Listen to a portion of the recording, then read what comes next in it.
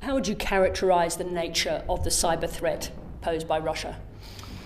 I think it's changing, and it's not new, of course. Russia has always been involved in cyber activity on networks way back to the 1990s and maybe slightly before. What has changed is their intent and their willingness to do aggressive things. So they've always been gathering intelligence and getting themselves positioned on networks. What we've seen in the last 4 or 5 years in a whole range of countries is a willingness to do destructive and often reckless things, from switching off domestic power in the Ukraine to switching off a French television station, through to interfering in elections in Germany and France and of course the United States and elsewhere. So what's particularly striking in those is they don't seem to mind being called out or having it attributed to them now. So that is a big change. The real question is over intent. So what do they actually want to do, and what risks are they prepared to take? That what has changed is a growing evidence that they want to use those accesses to do destructive things rather than just sit and watch and gather. And that's a real problem for the West. We have a very open economy. All our countries have open economies. We are all networked. We have therefore more surfaces to attack than Russia, for example. What you're talking about here is an attitude that says, catch us, we don't care. Now, how new is that, and what does it mean? I think it is relatively new. It's from the last few years, and it reflects a growing sense, clearly in Moscow, that their stake in this is reducing. They don't care anymore, that they have been badly treated by the West in some way, and they no longer worry about being called out. I thought it was interesting, after all the controversy over the US election, in those interviews with Putin, almost publicly he was laughing a bit about this and not wanting to deny it.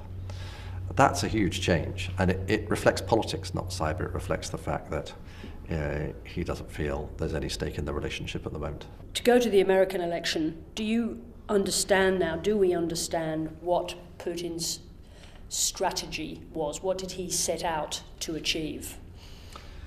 This is inevitably opinion and assessment rather than fact, because nobody really knows, maybe even Putin himself. I think the objective was not a grand strategy to get a particular person elected. I think the objective was pretty much what the Russian intelligence services have always tried to do, which is to disrupt Western democratic institutions, to sow distrust in the public, and to undermine confidence in democracy. That's essentially what they've been doing right through the Cold War and have carried on doing, unfortunately. I don't think it was much more than that to start with.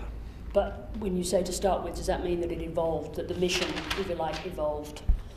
Well, I think it evolved in the sense that it's unremarkable that the Russians should have been collecting information on political parties in the United States. They always have, and cyber is a new way to do it, but it's not unusual. What is different is they made a decision to weaponize this information, if you like. So they found information that was interesting and thought, what can we do with this to sow further distrust and disruption, and to do it aggressively. So that's a big change. Jim Clapper said that it actually made him feel viscerally ill to see what the Russians did this time. How would you characterize the use of the material on this occasion? Well, if you step back and you see similar things done in the French elections and the German elections and others as well, I don't think it's all that remarkable that they are doing this, so releasing information that might embarrass or one side or another in order to sow general chaos and distrust. What makes cyber different is you can do that on a big scale, quickly and easily and cheaply. So that's the difference in the digital era. It's not a new technique and it's not a new objective.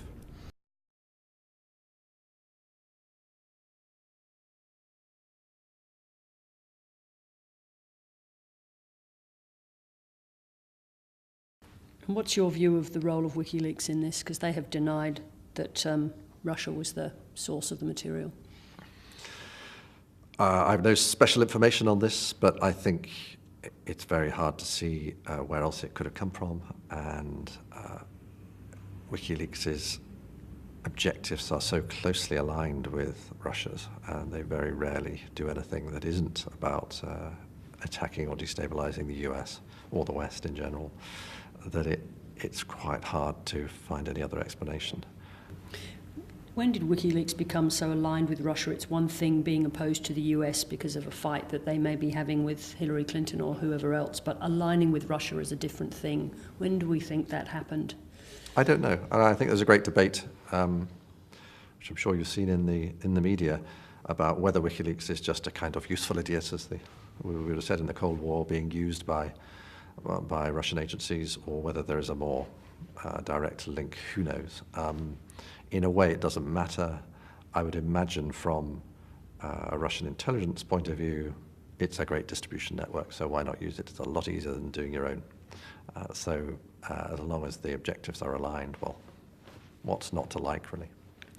So there were two things going on here. Obviously, there was once the material was stolen, there was the dumping of it by WikiLeaks, but then there was also the manipulation of it through social media. Now, how different was that in terms of what you'd seen before? I think as a sort of outside observer, it's entirely predictable with hindsight, though obviously the social media companies have said they didn't see it coming, that hostile intelligence agencies would use this fantastic world of social media to further their objectives. I mean, it's common sense, really. But do the social media companies have an obligation to protect citizens from that kind of manipulation?